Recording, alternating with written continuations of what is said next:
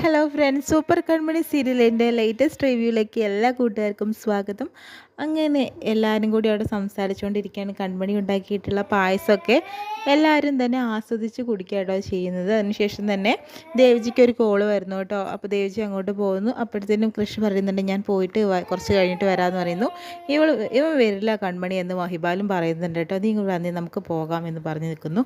ആ സമയത്താണ് ദേവജിയെ സാഗർ വിളിക്കുക കേട്ടോ. ദേവ് സാർ, എനിക്ക് കുറച്ച് സംസാരിക്കാനുണ്ട്. എന്താ സാഗർ ഇത്രയും വൈകി വിളിക്കുന്നത്? അവിടെ രാത്രിയായില്ലേ എന്ന് പറയുന്നു. അതെ സർ, പക്ഷേ എനിക്കൊരു കാര്യം പറയാനുണ്ട്. അത് ഞാൻ ചേച്ചിയമ്മയോട് പറഞ്ഞു. ഇനി സാറിനോട് കൂടി പറഞ്ഞാൽ എനിക്ക് സമാധാനമാവുള്ളൂ എന്ന് പറയുന്നുണ്ട്. എന്താ സാഗർ നിനക്ക് പറയാനുള്ളത്? എന്നോട് പറയും. ബലരാമനെ ജാമ്യത്തിലെടുക്കാനാണ് കൃപമോൾ പറയുന്നത്. അവൾ സംസാരിച്ചു എന്ന് പറയുന്നു. അതെന്താ അങ്ങനെ? അവളുടെ ആഗ്രഹമാണ് ദേവ്ജി. ആദ്യത്തെ അവൾ സംസാരിച്ച് തുടങ്ങിയപ്പോൾ അത് സാധിച്ചു കൊടുക്കാതിരിക്കാൻ പറ്റില്ല. അതുകൊണ്ട് തന്നെ അത് സാധിച്ചു കൊടുക്കേണ്ട അവസ്ഥ വരെ വന്നിരിക്കുകയാണ് കേട്ടോ. അതുകൊണ്ടാണ് ഞങ്ങൾ അങ്ങോട്ട് വരാനായിട്ട് പോകുന്നു, ഞാനും അതുപോലെ സുജുവും കൂടി. സർ എന്നോട് അരുത് എന്ന് പറയരുത് എന്നൊക്കെ സാഗർ പറഞ്ഞു കൊടുക്കുന്നുണ്ട്. ദേജിനോട് പറഞ്ഞു കൊടുക്കുന്നുണ്ട് സാഗർ. അപ്പോൾ ദേജി പറയുന്നുണ്ട്, നിൻ്റെ ഇഷ്ടത്തിന് എന്താ വെച്ചാൽ ചെയ്തോളൂ, നന്നായിട്ട് ആലോചിച്ച് തന്നെ ഒരു തീരുമാനം എടുത്താൽ മതി സാഗർ എന്ന് പറയുന്നു. എന്നാൽ എനിക്ക് സമാധാനമായി, സാറിൻ്റെ വായിൽ നിന്ന് ഇങ്ങനെയൊന്നും കേട്ടില്ലേ എന്ന് പറയുന്നു. അതിന് ശേഷം തന്നെ ദേവി താഴോട്ട് ഇറങ്ങി വരുന്നുണ്ട് കേട്ടോ. ആരാ ദേവ് സാർ വിളിച്ചതെന്ന് ചോദിക്കുമ്പോഴത്തേനും അത് പേഴ്സണലായിട്ടൊരു കോളാണെന്ന് പറയുന്നു. എന്നാൽ ശരി, ഞങ്ങൾ പോയിട്ട് വരാമെന്ന് പറഞ്ഞിരിക്കുന്നു. അപ്പോഴത്തേനും കൺമണിയും ദേവ്ജിയും കൂടി സംസാരിക്കട്ടോ. എന്താ സാർ എന്ന് ചോദിക്കുമ്പോഴത്തേനും കൃപ സംസാരിച്ചു. അത് സന്തോഷമുള്ള കാര്യമല്ലേ സാർ? എത്ര കാലമായി അവൾക്ക് വേണ്ടി എന്തൊക്കെ നേർച്ച നേർന്നു, ഭഗവാന്റെ പ്രാർത്ഥന കേട്ടല്ലോ എന്ന് പറയുന്നുണ്ട്. അത് മാത്രമല്ല, പക്ഷേ അവൾ ആദ്യമായിട്ട് പറഞ്ഞൊരു ആഗ്രഹമുണ്ട് എന്ന് പറയുന്നു. അതെന്താ സാർ എന്ന് പറയുന്നു. ബലരാമനെ ജാമ്യത്തിൽ ഇറക്കണം എന്നുള്ളത്. കേസുകൾ പിൻവലിക്കാൻ സാഗറിനോടും സുജാതയോടും പറഞ്ഞിട്ടുണ്ട്. അവർ രണ്ടുപേരും നാട്ടിലേക്ക് വരാനായിട്ട് പോകുന്നെന്ന് പറയുന്നു. അയ്യോ, ഇത് വലിയ പ്രശ്നമാവുമല്ലോ. ആ രഹസ്യം ഇവരറിഞ്ഞാൽ ആകെ കുഴപ്പമാവുമല്ലോ. അതുമാത്രമല്ല, കൃഷിൻ്റെ കാര്യം എന്താവുമെന്ന് എനിക്കും അറിയില്ല. കൃഷിനെ പേടിക്കണം നമ്മൾ എന്ന് പറയുക കേട്ടോ. അവൻ നിയന്ത്രണം വിട്ട് എന്തെങ്കിലും ചെയ്തു പോകുമെന്ന് പറയുന്നുണ്ട്. ഇനിയിപ്പോൾ എന്താ സാർ ചെയ്യുക? എന്താണെന്ന് എനിക്ക് ആലോചിച്ചിട്ട് ഒരു ഗത്യന്തരമില്ല കൺമണി. എന്താ നോക്കാം നമുക്ക് എന്ന് പറഞ്ഞു കൊടുക്കുന്നുണ്ട് കേട്ടോ. പിന്നെയും ബലരാമനെ കേട്ടോ കാണിക്കുന്നത്. സുമിത്ര ബലരാമനെ കാണാനായിട്ട് വരുന്നു. അവിടെ സഹദേവനുണ്ട് കേട്ടോ. അതിനുശേഷം തന്നെ അമ്മ എന്നെ കാണാൻ വന്നോ എന്ന് പറയുന്നു. ഞങ്ങളെ നീ മറന്നിട്ടില്ലല്ലോ എന്ന് പറയുകയാണ്. അതെന്താ അമ്മ അങ്ങനെ പറയുന്നത്? നിങ്ങളെ എനിക്ക് എങ്ങനെ മറക്കാൻ സാധിക്കും? ഇങ്ങനെയൊക്കെ പറയേണ്ട ആവശ്യമില്ലല്ലോ, നിങ്ങൾ തന്നെയല്ലേ എൻ്റെ അമ്മ എന്ന് പറയുന്നു. അച്ഛൻ എവിടെയെന്ന് ചോദിക്കുമ്പോൾ, ഓ, അച്ഛനെ കുറിച്ച് നിനക്ക് ഓർമ്മയുണ്ടല്ലേ, നീ ചോദിച്ചല്ലേ. അച്ഛന് ഒട്ടും വയ്യാണ്ടായി, വീണ്ടും പഴയ രീതിയിൽ തന്നെ അച്ഛനായി. നിൻ്റെ ഈ ജയിൽവാസം കാരണം അങ്ങനെ സംഭവിച്ചു. മാനസികമായി തകർന്നു പോയി. നിന്നെ പുറത്തിറക്കാൻ സാധിക്കാത്തതിൽ മാത്രമല്ല, സാഗർ കാരണം വീണ്ടും അച്ഛന് ഷോക്കായതാണ് എന്നൊക്കെ പറയുന്നുണ്ട് കേട്ടോ. എന്താ അമ്മ ഈ പറയുന്നത്? അതേ മോനെ, നിന്നെ ഞങ്ങൾ ഇത്രയും വളർത്തിക്കൊണ്ട് വന്നപ്പോൾ കണ്ണീര് കുടിച്ചതൊക്കെ ഞങ്ങളാണ്. നിന്നെ ഞങ്ങൾ വിഷമിപ്പിച്ചിട്ടുണ്ടോ? ഇല്ലല്ലോ, ഒരിക്കലുമില്ല. പക്ഷെ ഞങ്ങൾക്ക് വേണ്ടി നീ എന്താണ് ചെയ്തിരിക്കുന്നത് മോനെ എന്ന് ചോദിക്കട്ടോ ചെയ്യുന്നത്. അപ്പോൾ എന്താ അമ്മ ഇങ്ങനെയൊക്കെ പറയുന്നത്? പിന്നെ ഞാൻ എങ്ങനെയാണ് പറയേണ്ടത്? ആ സാഗറിനെ നീ തീർത്ത് കളയണമെന്ന് പറഞ്ഞപ്പോൾ നിന്നെക്കൊണ്ട് സാധിച്ചില്ല. അച്ഛൻ്റെ ആഗ്രഹമല്ലേ, അതുകൊണ്ടല്ലേ അച്ഛൻ ഇങ്ങനെയൊക്കെ ആയതെന്ന് പറയും. അങ്ങനെ ഇനി അച്ഛൻ്റെ ഒരാഗ്രഹമായിരുന്നു സാഗറിനെ തീർത്ത് കളയണം എന്നുള്ളത്.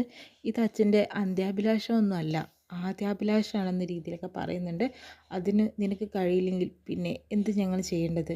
അമ്മ ഇനി ഒന്നും പറയണ്ട.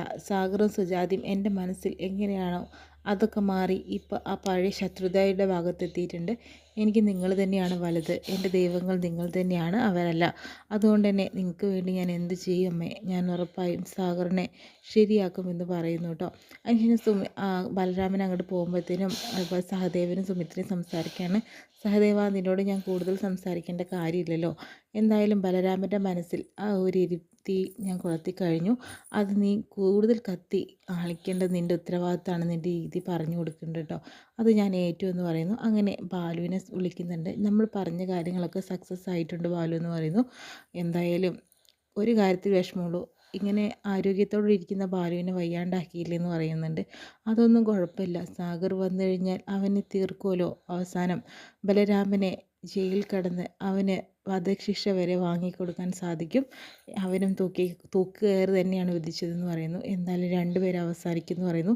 ഈ ക്രൂര മനസ്സുള്ളവർ ഭയങ്കര ചിരിക്കാട്ടോ. എന്നിട്ട് അതിന് ശേഷം പിന്നീട് ആൻറ്റിമേനെയും മാനസയെ കാണിക്കുന്നു. മാനസയാണെങ്കിലോ അപമാനിച്ച കാര്യങ്ങളും ദേവിജി തന്നെ ഇങ്ങനെ അപമാനിച്ചു എന്ന രീതിയിലൊക്കെ സംസാരിക്കുന്നു കേട്ടോ. എന്നാലാണെങ്കിലോ ആൻറ്റിയമ്മയാണെങ്കിലോ ബലരാമൻ ഇറങ്ങുന്നു ഓർത്ത് വളരെയധികം വിഷമത്തോടു കൂടി നിൽക്കുകയാണ്. മാത്രമല്ല അവനെ പുറത്തിറക്കി കഴിഞ്ഞിട്ടുണ്ടെങ്കിൽ എന്തായാലും കൃഷും അവനും ചേർന്ന് ഓരോ പ്രശ്നങ്ങളുണ്ടാവും. എത്രയും പെട്ടെന്ന് കൃഷിനെ ഇവിടുന്ന് മാറ്റണം. അത് ചിന്തിച്ചുകൊണ്ടിരിക്കുകയാണ്. ആൻറ്റിയമ്മ എന്തേ ചിന്തിച്ചുകൊണ്ടിരിക്കുന്നത് ചോദിക്കുന്നുണ്ട്. ഞാൻ പറയുന്നതൊന്നും കേട്ടില്ലേ ആൻറ്റിയമ്മ? ഓ ഞാൻ കേട്ടു, നീ പറയണതൊക്കെ ഞാൻ കേൾക്കാറുണ്ടല്ലോ. പക്ഷേ ഇപ്പം ഞാൻ പറയുന്നൊന്ന് കേൾക്ക്. കൃഷിനെ കുറച്ച് ദിവസത്തേക്കെങ്കിലും ഇവിടുന്ന് മാറ്റാൻ സാധിക്കുമെന്ന് ചോദിക്കുന്നുണ്ട്. എങ്ങോട്ടാണ് ആൻറ്റിയമ്മ? എന്താ കാര്യം? കാര്യമൊക്കെ ഉണ്ടാവും. അപ്പോൾ മാനസ വിചാരിക്കുകയാണ് കൺമണി ഇവിടുന്ന് എങ്ങനെയും പുറത്താക്കാൻ കൃഷി വിടാൻ പാടില്ല. അതായിരിക്കും ആൻറ്റിയമ്മ പറയുന്നത്. അതൊന്നുമല്ല ആൻറ്റി, ഇവിടെ മനസ്സിൽ ബലരാമൻ പുറത്തിറങ്ങുമെന്ന് മാത്രമേ ഉള്ളൂ. അതിനുശേഷം തന്നെ അതൊക്കെ ഞാൻ ഏറ്റു, ബാംഗ്ലൂരിക്ക് തട്ടിയാലോ എന്ന് ചോദിക്കുമ്പോഴത്തേനും അത് മതി, കുറച്ച് ദിവസം അവിടെ ഇരിക്കട്ടെ എന്ന് പറയാം കേട്ടോ, എന്ന് കുറച്ച് കാര്യങ്ങളൊക്കെ നടക്കുമെന്ന് പറയാം കേട്ടോ. പിന്നീട് കാണിക്കുന്നത് നമ്മുടെ കൃഷ്ണയും മഹിമാലിനിയും കേട്ടോ. അവർ സംസാരിക്കുക കേട്ടോ ചെയ്യുന്നത്. എന്ത് പറഞ്ഞാലും നീ ഒരു കൺമണി പുരാണം കഴിഞ്ഞിട്ട് നേരമില്ലല്ലോ കൃഷേ, അതങ്ങനെയാണ്. എനിക്ക് അവളെ ഒരുപാട് ഇഷ്ടമാണ്. അതുകൊണ്ടാണ് ഇപ്പോൾ ഒക്കെ നിങ്ങളിങ്ങനെയൊക്കെ പറയും. ഈ പ്രണയം ഉണ്ടല്ലോ ഇപ്പം നല്ല മധുരമാണ് എല്ലാത്തിനും, പക്ഷേ കല്യാണം കഴിഞ്ഞിട്ടുണ്ടെങ്കിൽ അത് ഓപ്പോസിറ്റായി മാറും. പ്രണയിച്ച് നടക്കുന്ന പെൺകുട്ടിയാവില്ല, ഭാര്യയായിട്ട് വരുമ്പോഴത്തേനുള്ള പ്രശ്നങ്ങളൊക്കെ മാറി തുടങ്ങുമെന്ന് പറയുന്നു. ഞങ്ങളുടെ ജീവിതത്തിൽ അങ്ങനെയൊന്നും ഉണ്ടാവില്ല, നിൻ്റെ ജീവിതത്തിൽ ചിലപ്പോൾ ഉണ്ടാവുമായിരിക്കും, ഞങ്ങൾ അങ്ങനെയല്ല ചെയ്യുന്നത് എന്നൊക്കെ പറയാം കേട്ടോ. അങ്ങനെ അവർ ഭാവി കാര്യങ്ങളൊക്കെ മഹിയോട് കൃഷി സംസാരിച്ചുകൊണ്ടിരിക്കുന്ന കേട്ടോ. ഇന്നത്തെ എപ്പിസോഡ് വിശേഷങ്ങൾ കാണിക്കുന്നത്. പ്രമോ ആയിട്ട് നമുക്ക് വൈകിട്ട് കാണാം.